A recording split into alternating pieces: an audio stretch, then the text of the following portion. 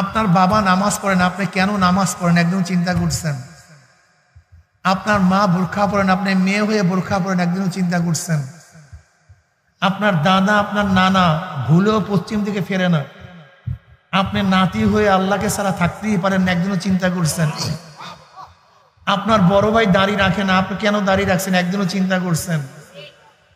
আপনার বাবা দাড়ি কাটে অথচ আপনি দাড়ি ছাড়া থাকতেই পারেন না, একদিনও চিন্তা করছেন?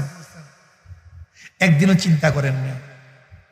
আপনার মালিক হাজার হাজার কোটি টাকার মালিক, সে হারাম ছাড়া এক মুহূর্ত থাকতে পারে না, অথচ আপনি একটা এত গরিব মানুষ কিন্তু এক লোকমা হারাম প্যাটের মধ্যে ঢুকান না। আপনার মালিকের এত সময়, তারপরে ইবাদতের মধ্যে মগ্ন না, আর আপনি সময় নাই তারপরে সময় বের করে ইবাদতের মগ্ন হয়ে যান। একদিনও চিন্তা করছেন? আফালা তাতাফাক্কারুন, আল্লাহ পাক বলেন আফালা তাতাফাক্কারুন, তোরা চিন্তা করস না? আফালা তাকিলুন, তোদের কি আকল নাই, জ্ঞান নাই? আফালা তুফসিরুন, তোরা কি দেখোস না?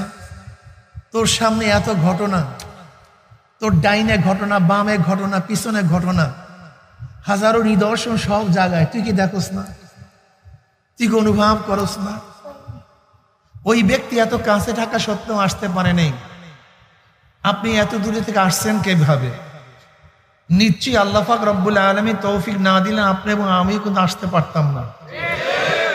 যেই মাওলাই কারীম আপনাকে আমাকে ওই সমস্ত গাফেলদের অন্তর্ভুক্ত না করে এই মুমিন